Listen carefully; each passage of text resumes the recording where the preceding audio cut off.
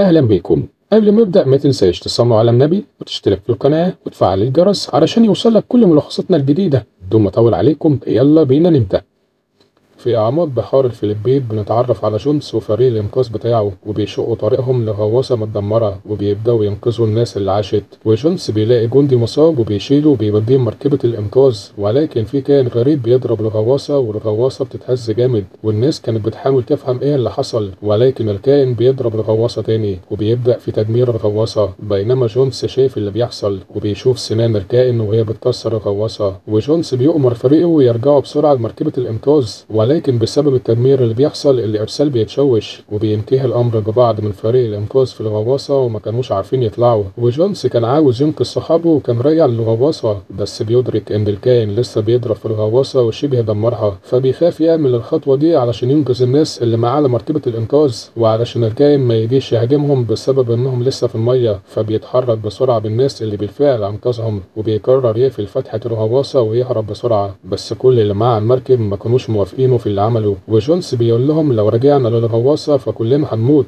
ودكتور هيلر بيلومه على موت أصدقائه. وبعد 5 سنين من الحادثة دي بنروح لمحطة أبحاث عند الساحل الصيني، وبيجي موريس المستثمر بتاع مشروع الأبحاث علشان يزورهم، وبيجي له تشانج مدير الأبحاث وبياخده لجوه علشان يعرفوا على الفريق، وبيعرفوا الأول ببنت سويان، بيركبوا الأسانسير وبينزلوا للدور اللي تحت اللي فيه كل المختبرات، وبيروحوا لغرفة التحكم وبيعرفهم بموريس المستثمر بتاع المشروع، وده ماك رئيس محطة الأبحاث. وماك بيسلم لهم جهاز أرسال علشان يسمعوا ويتواصلوا مع الفريق اللي في الغواصة. ولوري قائدة الغواصة بتقدم نفسها وبتنزل بالغواصة القاع المحيط عند مكان اسمه خندق ماريانا، وتشونج بيقول لموريس الناس كانت مفكرة إن خندق ماريانا هو أعمق مكان على الأرض، بس بعد الأبحاث اللي عملناها طلع إن أرضية الخندق هي مجرد طبقة من غاز الهيدروجين، ولسه في مية وقاع أكتر للمحيط تحت الطبقة دي. ولوري وفرقتها بالغواصة بينزلوا للمنطقة دي اللي على بعد 11 كيلو علشان يستكشفوا ايه اللي تحت طبقة غاز الهيدروجين. وبالفعل الغواصة بتاعت لوري بتنزل بالراحة وقدروا يعدوا من طبقة الهيدروجين وبيوصلوا للمنطقة الجديدة اللي مش مستكشفة لسه، وبيشغلوا الأضواء علشان يشوفوا بشكل أحسن. ولوري بتصور الحياة والكائنات الموجودة في المنطقة دي، وبيشوفوا كائنات وأسماك جديدة على البشر، وكل العلماء كانوا فرحانين بالاستكشاف ده، وده أصبح سبق علمي ليهم، وبيحركوا روبوت صغير علشان يستكشف المكان. ولكن فجأة فريق الغواصة بيشوفوا كائن غريب عن الرادار وبيتحرك بسرعة ناحية الروبوت،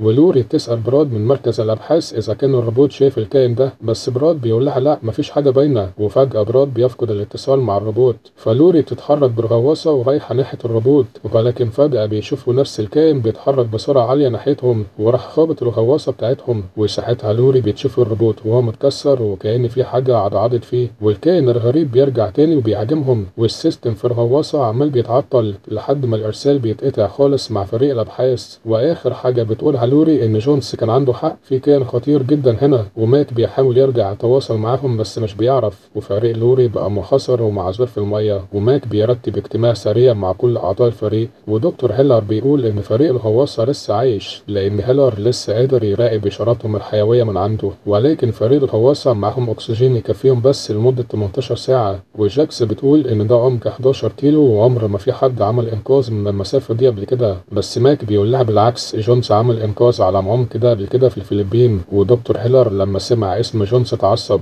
لأن جونس ساب صحابه يموتوا من 5 سنين في المية وهرب. وتشونج بيعتقد إن الكائن اللي هاجم الغواصة في الفلبين من 5 سنين هو نفسه الكائن اللي هاجم الغواصة بتاعت لوري. وتشونج كان شايف إن جونس هو الشخص الوحيد اللي هيقدر يساعدهم لأنه الوحيد اللي نزل للعمق ده قبل كده، وبيوم رجالته يجهزوا طيارة هليكوبتر وهيسافروا لتايلاند علشان يدوروا على جونس. وبالفعل بيسافروا وبيروحوا لبيت جونس وبيزوروه ماك وتشونج وبيطلبوا منه المساعدة علشان ينقذوا فريق لوري، بس جونس بيقول لهم إنه تقاعد وبقاله فترة مش شغال منقذ ومفيش حاجة هتخليه يغير رأيه. وماك علشان يحاول يقنع جونس ويخليه يغير رأيه بيوريله آخر تسجيل للفريق بتاع لوري، واللي للصدفة لوري دي تبقى مرات جونس السابقة، فجونس فعلا بيغير رأيه في ساعتها علشان ينقذ لوري. ولوري وفريقها بيحاولوا يصلحوا الغواصة وقدروا يصلحوا السيستم ورجعوا الطاقة للغواصة، فبالتالي بيشغلوا أنوار الغواصة، فالكائن بيشوفهم وبيخبطهم تاني، فبتحصل حادثة وفي مفك بيتدب في بطن لوري، وبتفهم لوري إن الكائن بينجذب للحاجات اللي بتلمع، وبتطلب من فريقها يطفوا الأنوار. وفريق الأبحاث بيشوفوا إن بسبب آخر خبطة للغواصة الأكسجين في الغواصة بيبدأ يتسرب ويقل، وكده الفريق في الغواصة هيموت بسرعة. وجونس كل ده لسه مجاش، فسويان بتقرر تاخد لوحدها إحدى الغواصات وتنزل للمية علشان تنقذ الفريق، وبالفعل بتنزل المية وبتنزل براحة. وبعدها بثواني بتوصل طيارة ماك اللي فيها جونس، وأول ما هبطوا بالطيارة تشونج بياخد جونس علشان يعمل عليه شوية اختبارات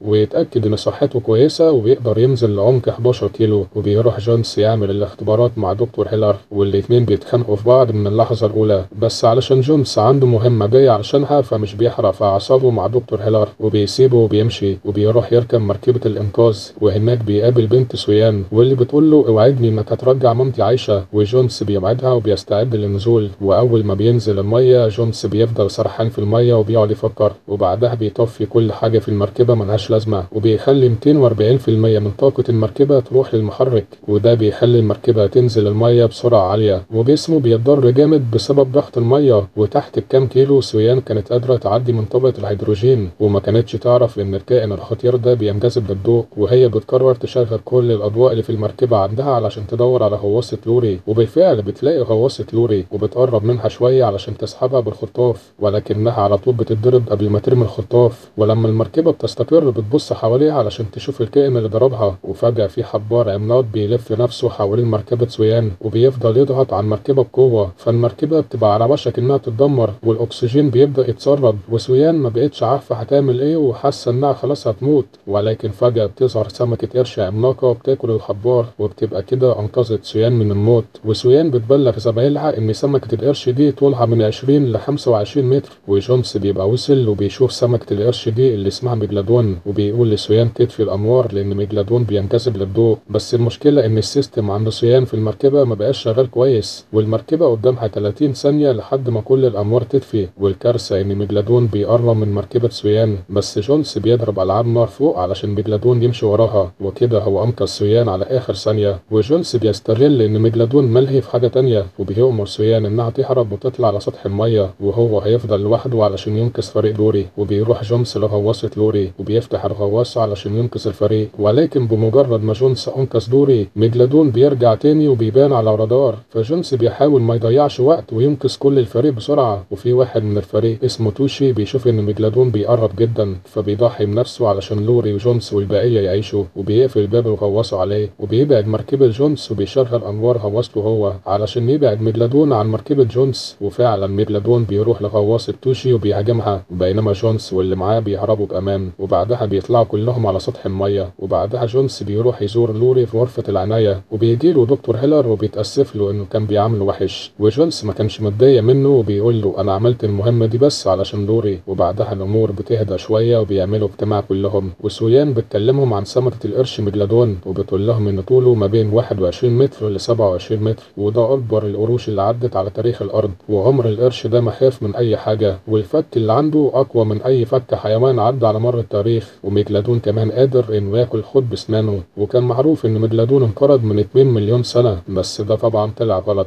ولسه في ميجلادون عايش. وبتقول لهم كمان إنهم لازم يكونوا حذرين من هنا ورايح ما دام ميجلادون موجود، بس موريس بيرفض الكلام ده وبيقول إنه لحد دلوقتي دفع حوالي 50 مليون في الغواصة والروبوت اللي اتدمروا. وموريس ده كان شخص جشع جدا، وبيقول إنه دفع فلوس ياما لحد دلوقتي وما ينفعش ينسحبوا علشان في ضحايا ماتوا، ولو خبر وجود ميجلادون وصل للإعلام ففي رحلات استكشافية ياما هتروح لقاع المحيط علشان ميجلادون، وهتبقى راحت علينا الفرصة والاستكشافات. وجونس بيتدخل وكان معارض لكل كلمة قالها موريس، وبيقول لو حد انتهى بالأمر في قاع المحيط تاني فأنا ماليش دعوة ومش هنزل أنقذ حد، وبيقول إنه أكيد ما عندوش الفرصة والحظ إنه يعيش من ميجلادون مرتين. فموريس بيتكلم مع العلماء علشان يشوفوا هيعملوا إيه. وبنت سويان كانت بتلعب وفجأة ميجلادون بيظهر وراها، وبنت سويان بتشوفه وبتتخض، وميجلادون كان عاوز ياكل البنت بس الإزاز كان قوي شوية وبيمنعه، والبنت بتفضل تزعق، فأمها وجونس بيجولها وبيشوفوا آثار سنان ميجلادون على الإزاز، وبيظهر حوت صغير وبيظهر بعديه ميجلادون وبياكلوا قدامهم في قطمة واحدة. وكلهم دلوقتي بيحاولوا يفهموا إزاي ميجلادون خرج من قاع المحيط،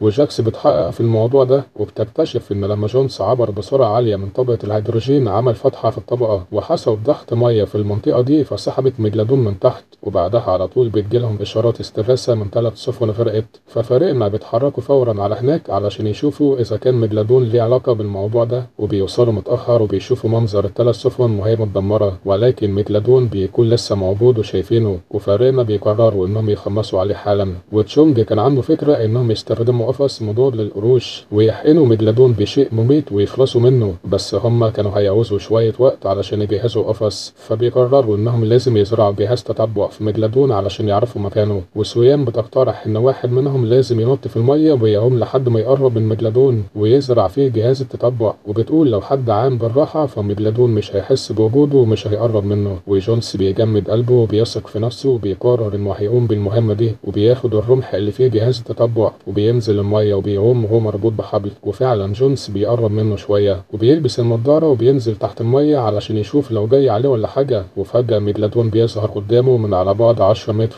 وجونس بيستغل الفرصة وبيرمي جهاز التتبع عليه. وبعد ما جونس أنجز مهمته، براد بيشغل الرافعة اللي بتسحب جونس من المية بسرعة عالية، بس دي كانت غلطة كبيرة لأن ميجلادون بيحس بالأصوات اللي في المية فبيتحرك ناحية جونس. فماك بيشغل الرافعة بكامل سرعتها علشان تسحب جونس بسرعة، وميجلادون كان برضه جاي بسرعة عالية جدا وكان خلاص هياكل جونس اللي طلع على المركب في آخر لحظة. ودلوقتي قدروا فريقنا إنهم يجهزوا القفص وبيجهزوا السم اللي هيموتوا بالقرش، وكل حاجة بتبقى تمام. وبيجي الدور على سويان اللي بتخش القفص علشان هي اللي هتدي السم للقرش، وبتنزل المية وبتستناه يظهر، وبيرموا عليها في المية لحمة ودم علشان ميجلادون يشم الريحة ويقرب منها. وبيقرب منها شوية أسماك قرش عادية وبتاكل اللحمة دي لحد ما فجأة كل القروش بتهرب. وجاكس بتشوف عن طريق جهاز التتبع إن ميجلادون بيقرب، وسويان كانت في قمة الخوف والتوتر وبتقعد تبص حواليها على القرش اللي بيظهر من تحتيها وبيهاجمها. وبعد ما القفص بيستقر، سويان بتستهدف عين ميجلادون وبتصوب السم عليه، بس هو كان ذكي وهرب بسرعة، وبيرجع بعدها بثواني وبيهاجمها تاني وبيحط القفص كله في بقه، وكان على وشك يبلع القفص بس سويان بتقدر تحقنه بالسم في بقه. وبما انها متحاصرة في بقه، جونس بينزل المية بسرعة علشان ينقذها وبيحاول يشدها من الحبل، والقرش بيكون شادد القفص اللي ماسك في رافعة المركب، فالقفص بيتسحب من بق القرش وبتنفصل الرافعة عن المركب، وسويان بتتخبط في سياج القفص، وبسبب كده الماسك بتاعها بيتكسر وبتبدأ في فقدان الأكسجين وبيغمى عليها في خلال ثواني. وقبل ما القفص كان هيقع لقاع المحيط، ماك والباقي بيستخدموا رافعة تانية وبيرموا أكل في المية علشان القرش يروح ناحيته، وجونس بيقدر يفتح القفص وبينقذها. وبينما وهم راجعين للمركب بيرجع لهم تاني القرش علشان ياكلهم، ولكن لحسن الحظ مش بيقدر ياكلهم علشان السلك الحديد بتاع القفص لف حواليه وعطله، وقعد يحاول ياكلهم ويتحرر من السلك، ولكن ساعتها مفعول السم بيشتغل بالكامل، ووقتها بيموت القرش وبيطلع جونس للسطح هو وسويان. وبعد كام ساعة سويان بتفوق وبتلاقي إن الفريق قدروا يصطادوا القرش وعلقوه على المركب، وفي واحد من الفريق بيقف جنب ميجلادون وبيقول لجونس صورني جنبه، وبراد بيحرك الرافعة فالراجل بيتخض وبيقع في المية، بس الراجل مش بيرجع للمركب لأن في ميجلادون تاني أكبر بكتير بيظهر وبياكل ثمرة القرش المتعلقة، وبسبب وزنه التقيل جدا المركب بتتقلب على ظهرها وفرقنا كله بيقع في المية، وكلهم بيكونوا معرضين يتاكلوا من القرش الجديد اللي ظهر، بس بيتسلقوا بسرعة وبيطلعوا على أي خشبة. بس هيلر وجاكس كانوا بعاد شوية وبيبدأوا يعوموا بالراحة علشان يروحوا لأصحابهم، بس حتى لو حد عام بالراحة الكلام ده مش هيجيب نتيجة مع ميجلادون الجديد ده لأنه بيحس بيهم وبيقرب منهم. وهيلر بيقرر يضحي بنفسه ويفضل واقف علشان ينقذ جاكس والباقي، وبيتحرك بقوة علشان يجذب انتباه القرش، وجاكس بتوصل للفريق بسلام، وفريقنا بيركبوا مراكب الإنقاذ وبيرجعوا بسرعة لمركز الأبحاث، بس بيكون تشونج أبو سويان مات ومقدرش ينجو. وموريس بيقول لهم إنه حذر الحكومة الصينية من وجود ميجلادون وطلب منهم إرسال صواريخ علشان يضربوا بيها القرش ده، وبيعلن موريس إنه هيقفل مركز الأبحاث لحد ما يتم القضاء على ميجلادون، وبيقول لهم سفينة الإنقاذ بتاعتكم هتكون موجودة الصبح علشان كله يمشي. بس بالليل موريس بيركب طيارته وكان معاه أطنان من الديناميت وقدر يحدد مكان ميجلادون، وبيقرب من مكانه علشان يرمي القنابل وبيرميها فعلا وبيحصل انفجارات في المية، والطيار بيأكد لموريس إن القرش أكيد مات، فبيقرب منه موريس بالقارب وبيؤمر واحد من رجالته إنه ياخد سنة من سنان القرش كتذكار، بس الراجل بيقول لموريس إن القرش طلع من غير سنان وبيطلع إنهم اصطادوا حوت بالغلط مش القرش. وموريس لما بيبص تحتيه بيدرك إن ميجلادون تحتيهم بالظبط، فبيؤمر رجالته إنهم يتحركوا بسرعة، بس موريس ما كانش ماسك كويس فبيقع في المية وبينتهي أمر موريس وميجلادون بيظهر وبياكله هو والحوت. وبنرجع لمركز الأبحاث وماك بيكتشف إن موريس كذب بخصوص بلاغه للحكومة الصينية، وجونس بيقول له إنهم لازم يتصرفوا لأنهم السبب في وجود القرش، فبيسيطروا على سفينة إنقاذ كبيرة وبيبدأوا يتبعوا القرش. والقرش كان أساسا متجه لشاطئ يعتبر من أكبر الشواطئ اللي في العالم، وفريقنا بيفهموا إن ميجلادون هيهجم على الشاطئ ده، فبيتحركوا ناحية الشاطئ وبيجهزوا نفسهم للمعركة الأخيرة، وبينزلوا تليفون في المية بيطلع أصوات حيتان علشان يجذبوا ميجلادون، وما كانوش يعرفوا إن ميجلادون وصل للشاطئ خلاص. والناس كانت بتعوم عادي في المية لحد ما ظهر ميجلادون وبلع له شوية ناس، ولما الناس شافته جريوا بسرعة للشاطئ وبيهربوا بأقصى سرعة. وفي واحد كان في كورة وبينتهي أمره وميجلادون بيبلعه، ومسكتش لحد هنا لأنه لاحظ شوية ناس كانوا في المية بعيد شوية وبيروح لهم، بس قبل ما ميجلادون كان هياكلهم براد بيشغل التليفون اللي في المية، فميجلادون بيغير اتجاهه فورا، وكده هو أنقذ الناس من الموت.